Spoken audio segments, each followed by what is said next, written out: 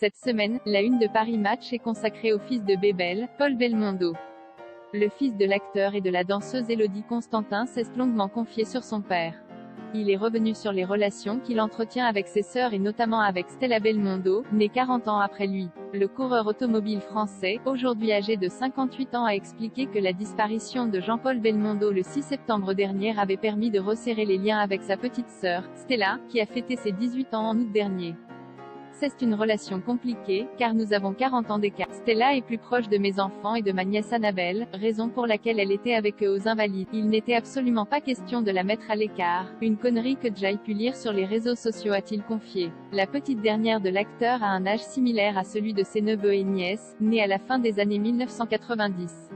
Paul Belmondo veut inclure Stella dans toutes les décisions familiales. Si la fille de Jean-Paul Belmondo et Nati Tardivell a déjà évoqué avoir souffert de la différence d'âge avec son frère Paul et sa sœur Florence, Patricia Belmondo étant morte bien avant sa naissance, le décès de l'acteur pourrait lui permettre de se rapprocher d'eux. Paul Belmondo a expliqué qu'il était maintenant responsable de sa famille, mais qu'il intégrerait toujours Stella dans les décisions importantes.